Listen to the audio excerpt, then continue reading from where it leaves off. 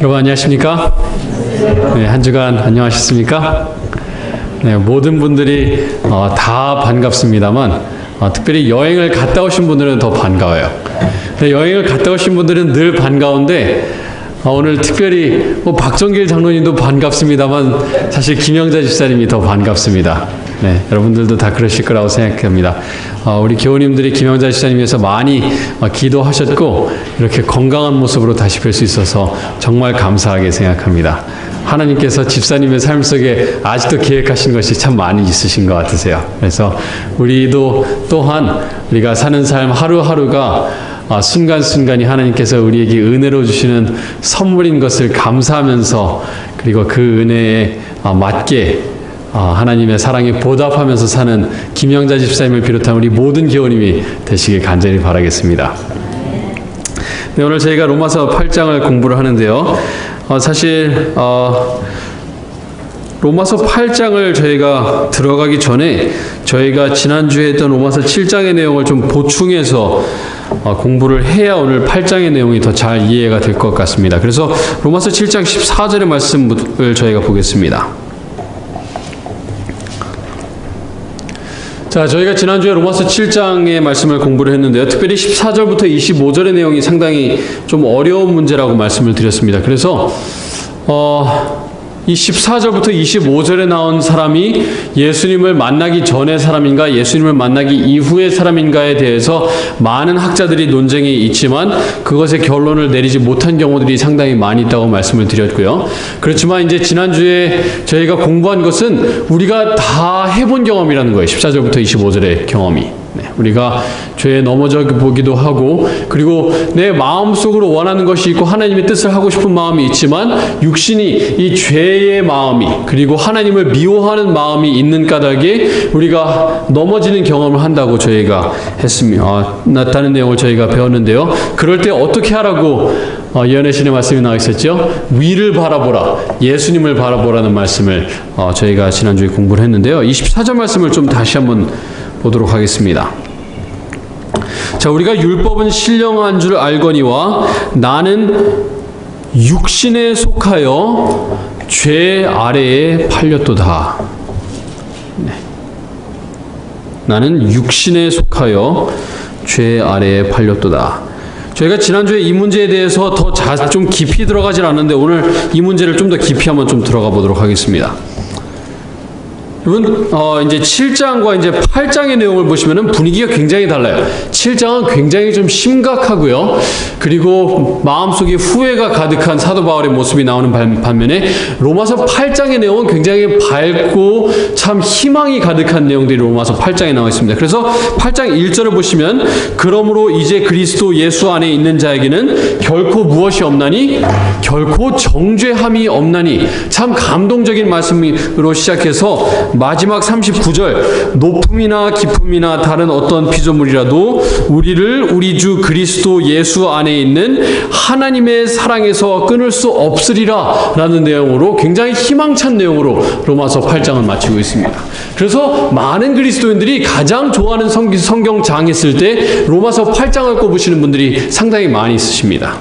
자, 그러면 이제 로마서 7장에 나오는 이 마음의 후회가 가득하고 이 죄책감이 가득한 사람의 모습과 로마서 8장에 나와 있는 마음속에 희망이 가득하고 하나님의 사랑을 마음속에 듬뿍 담고 있는 그 사람의 모습이 같은 사람인지 아닌지를 저희가 좀 살펴보도록 하겠습니다. 자, 이 같은 사람이라고 했을 때 그 같은 사람의 의미는 같은 동일 인물이냐 아니냐가 아니라 그 하나님의 사랑을 정말 제대로 경험하고 회심한 사람이냐 그렇지 않은 사람이냐 그것이 같으냐 안 같으냐를 저희가 한번 살펴보겠다는 얘기입니다. 자, 그러면 로마서 7장 14절 다시 보겠습니다. 우리가 율법은 신령한 줄 알거니와 나는 육신에 속하여 죄 아래에 팔렸도다. 자, 이 내용을 저희가 이해하기 위해서는 저희가 문맥을 봐야 됩니다. 앞장과 뒷장의 내용을 보시면은 이 7장의 내용을 정확하게 이해하실 수가 있습니다. 자, 6장의 말씀을 그럼 저희가 보겠습니다. 6장 6절 7절을 보겠습니다.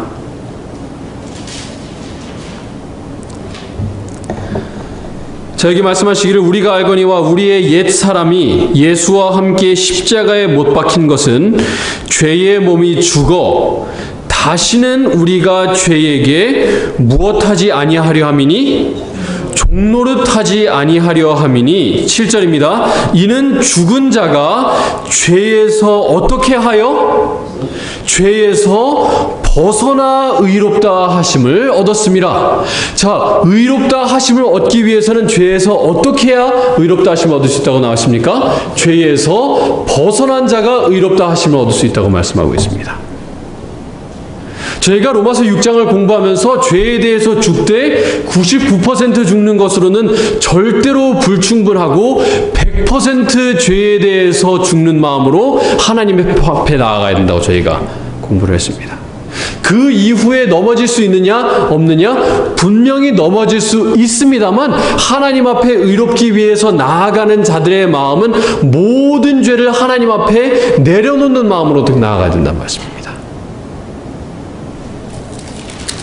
자, 같은 장 6장 18절 말씀을 보겠습니다. 17절부터 보겠습니다. 하나님께 감사하리로다. 너희가 본래 죄의 종이더니 너희에게 전하여 준 바 교훈의 본을 마음으로 순종하여 죄로부터 어떻게 되어? 죄로부터 어떻게 되었습니까? 해방되어 의에게 종이 되었느니라. 자, 그러면 의의 종인 사람이 죄의 종으로 아직 남아 있습니까? 아니면 죄로부터 해방이 된 상태입니까? 해방된 상태입니다. 그렇죠? 그럼 7장 14절의 말씀을 다시 보겠습니다. 우리가 율법은 신령할 줄 알거니와 나는 육신에 속하여 죄 아래에 팔렸도다. 의의 종인 상태입니까? 죄의 종인 상태입니까?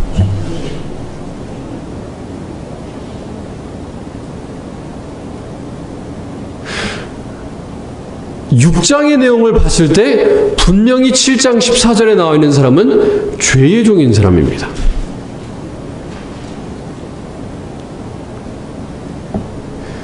자, 많은 사람들은 이 6장과 7장을 어떻게 가르치냐면 6장은 이론적인 내용이고 7장은 실제적인 얘기라고 얘기하시는 분들이 있어요.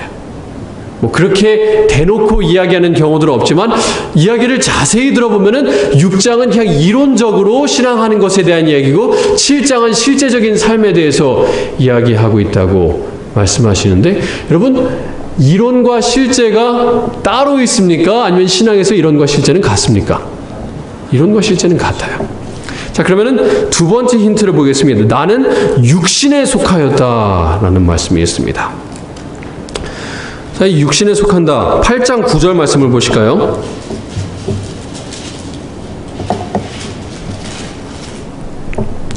만일 너희 속에 하나님이 영이 거하시면 너희가 육신에 있지 아니하고 영에 있나니 누구든지 그리스도의 영이 없으면 그리스도의 사람이 아니라. 자, 이 논리를 다시 한번 좀 살펴보겠습니다. 하나님의 영이, 즉 성령님께서 우리의 마음속에 거하시면 우리가 더 이상 육신에 있습니까? 육신에 거하지 않습니까? 더 이상 육신에 속하지 않는데, 육신에 속한 사람은 그리스도의 사람이 아니다.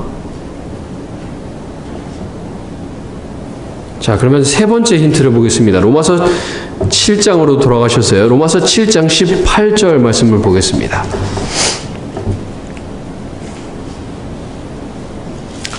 로마서 7장 18절입니다. 내 속, 곧 내 육신에 선한 것이 거하지 아니하는 줄을 아노니. 사도 바울이 여기서 말하기를 내 속에 선한 것이 거하지 않는다고 표현을 했습니다. 자, 다시 로마서 8장 9절 말씀을 보겠습니다.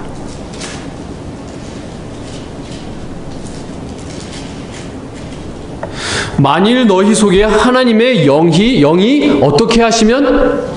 거하시면. 어디에 거하시면요? 만일 너희 어디에?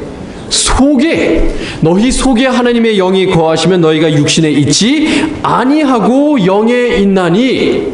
자, 하나님의 영이 선한 것입니까? 악한 것입니까? 좀 간단한 질문입니다. 하나님의 성령님이 악한 분이에요? 선한 분이십니까? 선한 분이십니다. 자, 근데 로마서 7장에는 말하기를 내 속에 선한 것이 거하지 아니하는 줄을 안다고 분명하게 이야기를 했어요. 자, 그러면 로마서 7장에 나온 사람이 죄의 종이에요? 의의 종이에요? 죄의 종입니다. 육신에 속한 사람입니까? 하나님의 영에 속한 사람입니까? 육신에 속한 사람이에요. 즉 다른 말로 하자면 우리가 신앙생활을 하다 보면은 넘어져서 로마서 7장의 경험을 하긴 하지만 로마서 7장의 상태에 남아서는 절대로 안 된다는 얘기입니다.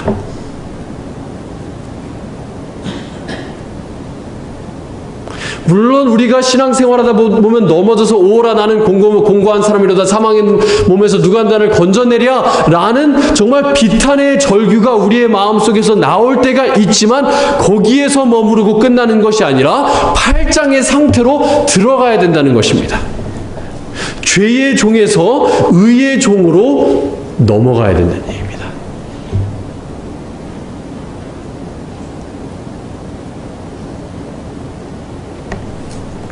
자, 그럼 8장 말씀을 보겠습니다.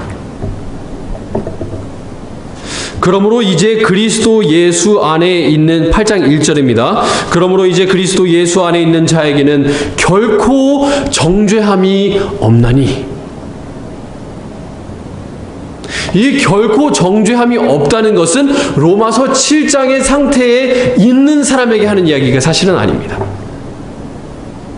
그리스도 안에 있는 사람에게 결코 정죄함이 없다고 얘기하고 있습니다. 그렇죠. 그러면 그리스도 예수 안에 있다는 것은 무슨 말일까요? 자, 책꽂이를 로마서 8장에 껴놓으시고요. 요한 1서 말씀을 보겠습니다. 예수 안에 있다는 것, 그리스도 안에 있다는 것을 가장 자세하게 풀어놓은 책이 요한 1서 말씀입니다. 요한 1서 2장 5절과 6절의 말씀을 보겠습니다.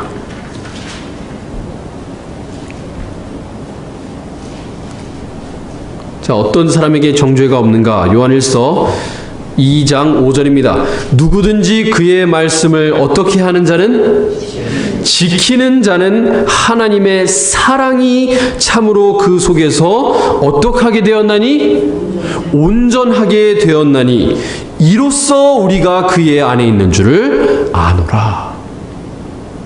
하나님의 말씀을 지키고 하나님의 사랑이 마음속에 온전한 사람이 그리스도 안에 있으므로 정죄함이 없는 사람이라고 얘기하고 있습니다. 6절입니다. 그의 안에 산다고 하는 자는 그가 행하시는 대로 자기도 행할지니라.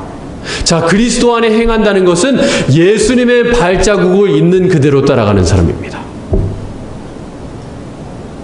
예수님께서 명하신 것을 지키면서 어떤 마음으로 지키는가 하면 하나님을 정말 내 마음과 뜻과 힘을 다해서 사랑하는 마음으로 하나님의 말씀을 지킬 뿐만 아니라 내 이웃을 내 몸과 같이 사랑하는 마음으로 지키는 사람이 그리스도 안에 있는 사람이라는 것입니다.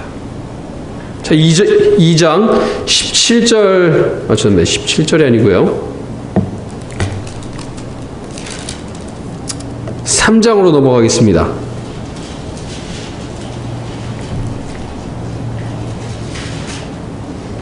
3장 24절입니다.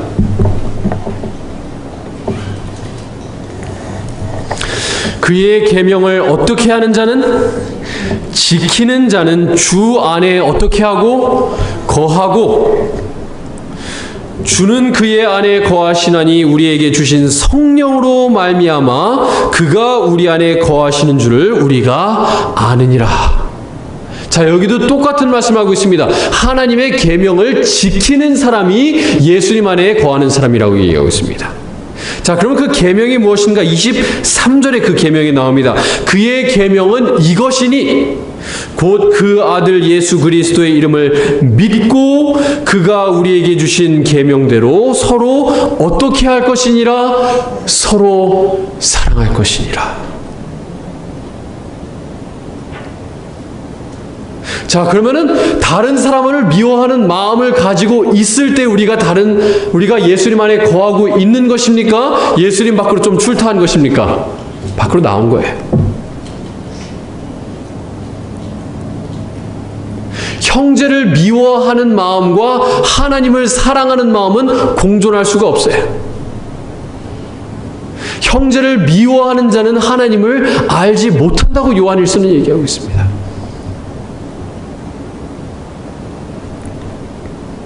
자, 같은 장 좀 앞으로 넘어가겠습니다. 3장 6절 말씀입니다. 그 안에 거하는 자마다, 예수님 안에 거하는 자마다 무엇하지 아니하나니? 범죄하지 아니하나니. 사랑의 반대말이 범죄가 아닌가 싶습니다. 율법의 완성은 사랑에 있어요. 그 사랑의 반대는 물론 미움이 될 수도 있겠습니다만 죄예요, 죄. 자, 계속해서 보겠습니다. 어떤 사람이 그리스도 안에 거하는 자인가? 요한일서 4장 말씀입니다. 4장 12절입니다. 어느 때나 하나님을 본 사람이 없으되 만일 우리가 서로 사랑하면 하나님이 우리 안에 거하시고 그의 사랑이 우리 안에 온전히 이루어지느니라. 자, 어떻게 하나님의 사랑이 우리 마음속에 온전히 이루어진다고요? 서로 사랑할 때.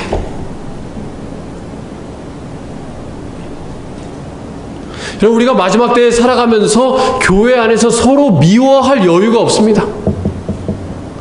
서로 비방하고 미워하고 손가락질할 여유가 지금은 없어요, 여러분.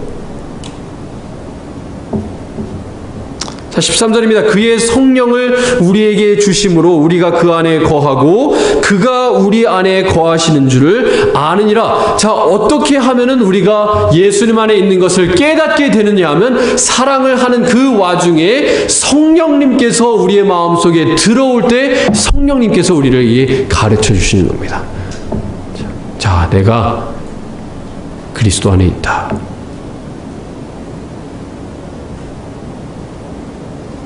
(16절입니다) 하나님이 우리를 사랑하시는 사랑을 우리가 알고 믿었노니 하나님은 사랑이시라. 사랑 안에 거하는 자는 하나님 안에 거하고 하나님도 그의 안에 거하시느니라. 하나님의 안에 거한다는 것을 단 한 단어로 요약하자면 그건 사랑입니다. 사랑.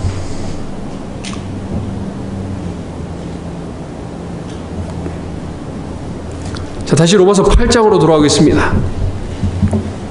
8장 1절을 그러면 좀 번역을 해보겠습니다. 그러므로 이제 그리스도 예수 안에 있는 자에게는 다른 말로 하나님의 사랑이 그 마음속에 있어서 서로 사랑하는 그 자에게는 결코 정죄함이 없나니.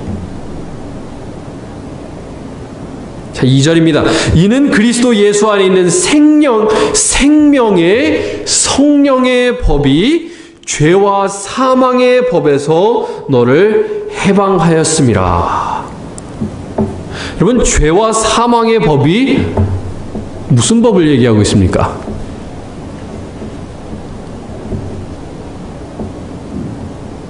죄와 사망의 법. 우리를 죽음으로 몰고 가는 그 법이 무엇입니까?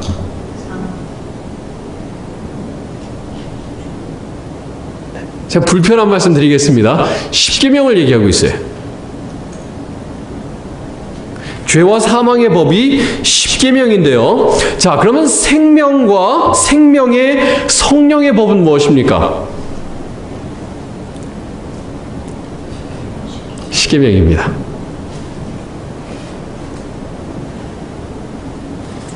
어떤 사람에게는 십계명이 죄와 사망의 법이에요. 우리에게 죄가 무엇인지를 가르쳐주고 죄인을 죽음으로 이끌고 갑니다. 너는 죄인이야 라고 정죄하는 것이 십계명입니다. 하지만 어떤 자에게는 그 같은 십계명이 생명의 성령의 법이라는 것입니다. 자, 3절 말씀입니다. 율법이 육신으로 말미암아 연약하여 할 수 없는 그것을 하나님은 하실 수 있나니 하나님은 하시나니. 자, 여기 책꽂이를 껴놓으시고 이 내용을 좀 기억하신 상태로 마태복음 말씀을 보겠습니다.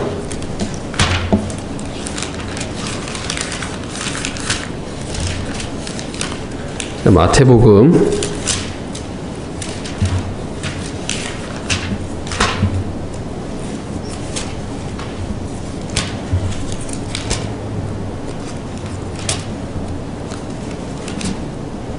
19장입니다.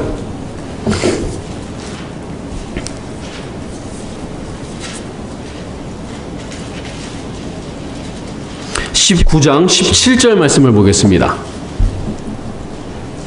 자, 생명의 법이 무엇인가?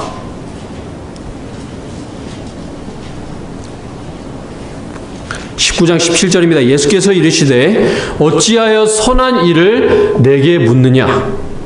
선한 이는 오직 한 분이시니라. 내가 생명에 들어가려면 어떻게 하라고 말씀하셨습니까? 계명들을 어떻게 하라? 지키라. 자, 그러면 무슨 계명을 지키라는 말씀입니까? 생명에 들어가려면은 계명들을 지키라고 했는데 이 계명은 무엇일까요? 18절 이르되 어느 계명오니이까 이오니이까 예수께서 이르시되 살인하지 말라, 간음하지 말라, 도둑질하지 말라, 거짓 증언하지 말라, 내 부모를 공경하라, 내 이웃을 내 자신과 같이 사랑하라 하신 것이니라. 무슨 계명입니까? 십계명이에요.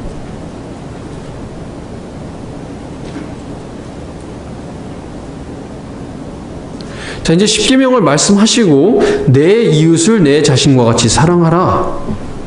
자, 근데 청년이 아주 당당하게 얘기합니다. 그 청년이 이르되 이 모든 것을 내가 지키었사온데 아직도 무엇이 부족하니까? 예수께서 이르시되 내가 온전하고자 할진대 가서 내 소유를 팔아 가난한 자들에게 주라.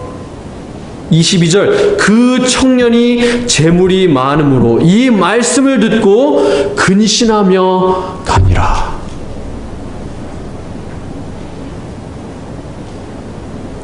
이 청년이 마음속으로는 자기가 스스로 생각하기로는 십계명을 지킨다고 생각했지만 그렇게 하지 못한다는 것을 예수님께서 그의 마음을 꿰뚫어 보시고 그의 종곡을 찔러서 알려주신 거예요.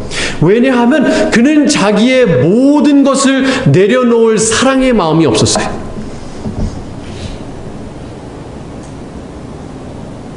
내 이웃을 나의 몸과 같이 사랑하는 마음이 없다는 것을 깨닫고 그 십계명의 내용이 그를 죽음으로 이끌고 갔습니다. 생명의 법인 십계명이.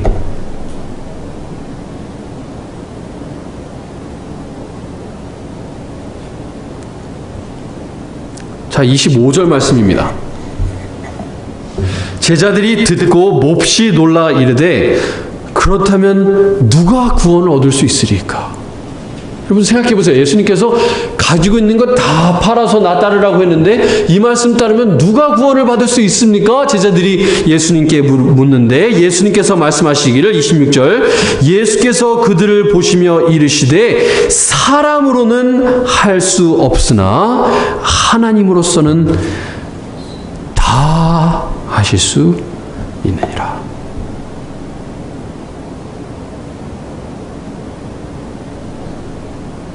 여러분, 우리 스스로는 다 내려놓을 수 있는 능력도 없고 방법도 없어요. 다 내려놓고 정말로 내 이웃을 내 몸처럼 사랑하고 하나님을 몸과 마음과 뜻과 힘을 다해서 사랑할 수 있는 능력이 내 스스로는 없지만 하나님께서는 그걸 우리에게 주실 수 있다는 거예요.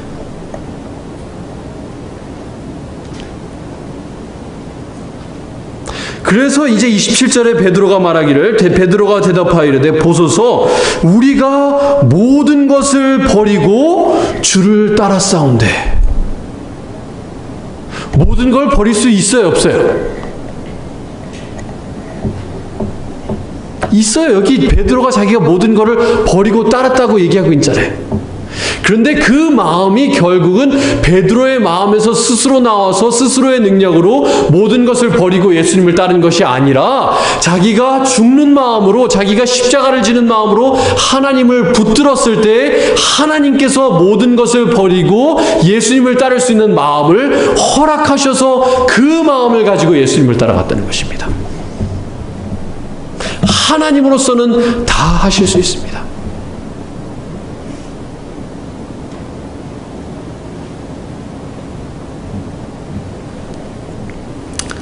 자, 그럼 로마서 8장으로 돌아오겠습니다.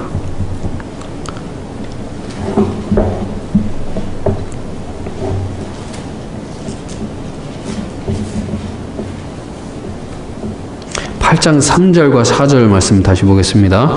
율법이 육신으로 말미암아 연약하여 할 수 없는 그것을 하나님은 하시나니. 여러분, 성경은 일맥상통이에요. 이게 사도 바울이 로마서에서는 이 말하고 예수님께서는 마태복음에서 이 말씀하시고 요한은 요한일서에서 다른 말하는 게 아니라 다 같은 내용을 하고 있다는 걸 여러분이 지금 보고 계신 거예요. 같은 신학입니다. 바울의 신학과 요한의 신학과 예수님의 신학이 다르질 않아요. 그리고 이론은 여기 따로 있고 실제가 따로 있는 것이 아니라 이론대로 못하면 우리가 잘못하고 있는 거예요. 자, 하나님은 하실 수 있나니 곧 죄로 말미암아 자기 아들을 죄 있는 육신의 모양으로 보내어 육신의 죄를 정하사 육신을 따르지 않고 그 영을 따라 행하는 우리에게 율법의 요구가 이루어지게 하려 하심이니라. 자, 그럼 그 율법의 요구는 무엇입니까? 자, 로마서 5장 18절 말씀을 보겠습니다. 책꽂이를 로마서 8장에 껴넣으시고요. 로마서 5장 18절 말씀 보겠습니다.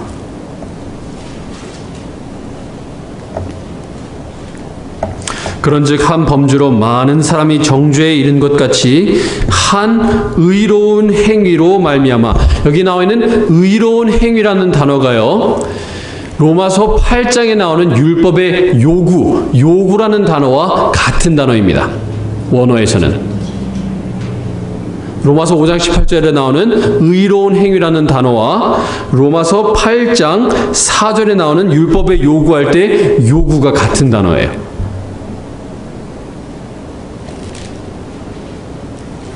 자, 그래서 예수님께서 5장 18절에 예수님의 한 의로운 행위로 말미암아 많은 사람이 의롭다 하심을 받아 생명에 이르렀느니라. 자, 이 의로운 행위, 무슨 행위였습니까? 십자가에 달려 죽으시는 행위를 얘기하고 있습니다. 율법의 요구는 사랑으로 죽는, 사랑으로 희생하는 것을 얘기하고 있습니다. 자, 그걸 어떻게 할 수 있는가? 로마서 13장 말씀 보겠습니다. 13장 8절과 10절을 보겠습니다.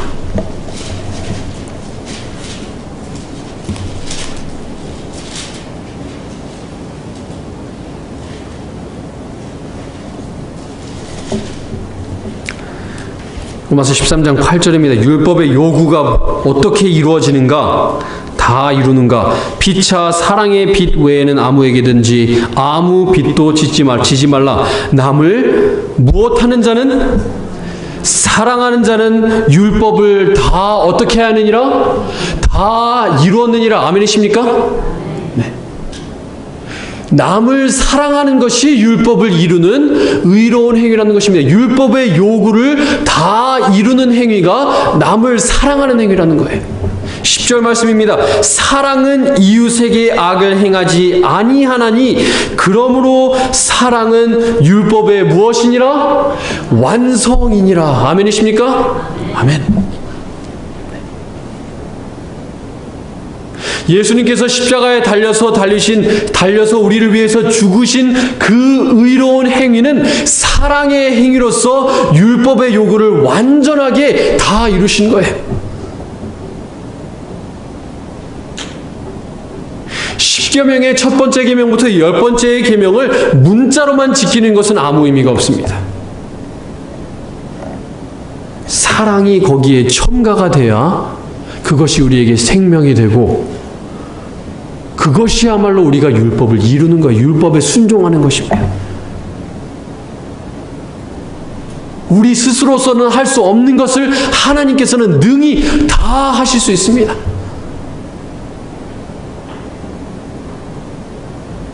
내게 능력 주시는 자에서 내가 할 수 있느니라 없느니라? 할 수 있느니라. 내가 모든 것을 할 수 있느니라.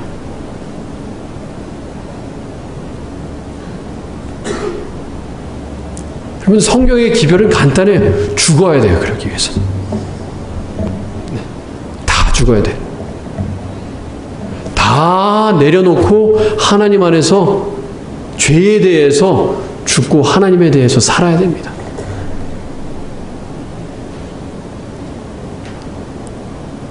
그리고 이 말씀 듣는 게 진부하실 수 있습니다만, 이것은 성경의 가장 기본적인 진리이자 우리가 이 진리를 실천하지 못하면 우리에게 생명이 없는 거예요.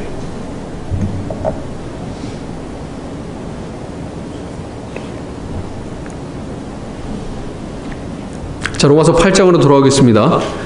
로마서 8장 17절까지 가는 것은 저희가 오늘 불가능하고요. 8장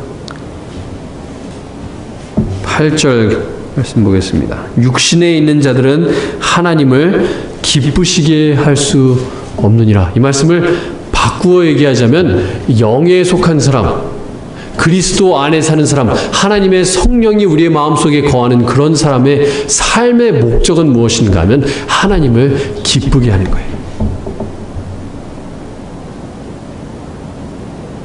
하나님을 이용해서 내 삶이 기뻐지는 것이 목적이 아니라 하나님을 기쁘시게 하는 것이 우리의 삶의 끝 목적입니다. 최종 목적이에요, 그것이.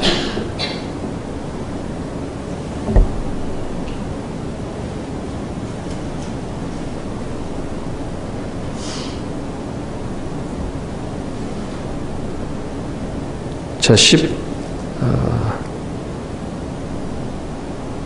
2절 말씀 보겠습니다.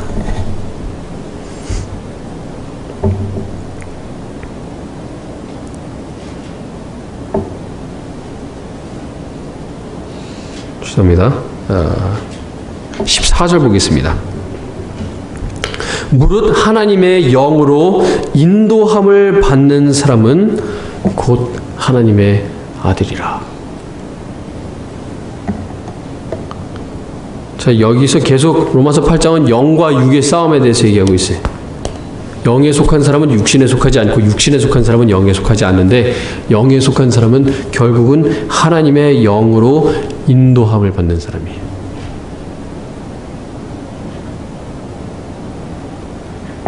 저희가 지난주에 안식일 오후에 삼위일체에 대해서 공부를 했는데요. 성령님이 아버지의 마음입니까? 아니면 성령님이라는 인격체가 존재하십니까? 인격체로 따로 존재하세요. 따로라는 표현을 사실 정확한 표현은 아닙니다. 아버지와 아들과 성령님께서 하나시기 때문에 따로라고 표현할 수는 없겠습니다만, 더 좋은 표현을 제가 찾지 못해서 제가 따로라고 표현을 하겠습니다. 그런데 성령님이 성경에서 말하기를 성령님도 하나님이세요. 자, 얘기를 바꿔서 얘기하자면은 우리가 성령님을 마음속으로 들어와갖고 성령님을 이용해갖고 우리가 영적인 삶을 사는 것이 아니라 성령님의 인도함을 받는 사람이 돼야 된다는 거예요. 성령님은 우리의 도구가 아니에요. 우리가 성령님의 도구가 돼야 됩니다. 그러기 위해서는 성령님이라고 하는 인격체, 하나님과의 관계가 있어야 돼요. 관계가 없이 어떻게 하나님의 영을 인도를 받습니까?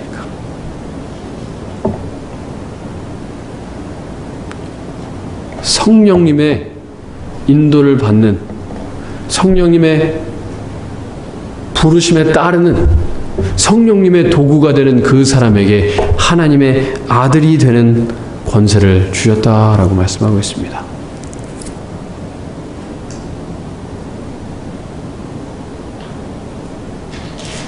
여러분, 때로는 육신이 살아있어서 하나님의 영과 반대가 되는 말씀을 우리의 마음속에 계속해서 주입하려고 합니다. 사단은 우리를 영의 생각과 반대되는 생각으로 우리를 인도하지만 여러분, 영의 인도를 받는 사람들이 되시길 바랍니다. 그러기 위해서는 영의 음성을, 하나님의 영의 음성, 성령님의 음성을 듣는 노력과 훈련이 있어야 돼요. 하나님의 영, 성령님과의 관계가 있어야 됩니다.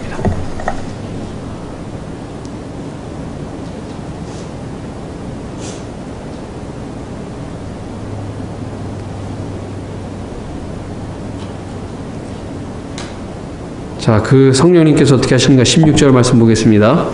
성령이 친히 우리의 영과 더불어 우리가 하나님의 자녀인 것을 증언하시나니, 요한일서의 내용과 똑같은 내용이에요. 우리가 그리스도 안에 거한다는 것을 누가 가르쳐 주시는가 하면 성령님께서 가르쳐 주신다는 거예요. 그래서 성령님이 없는 사람은, 성령 받지 않은 사람은 그리스도 안에 거하는 사람이 아닙니다. 여러분, 성령 받아야 돼요.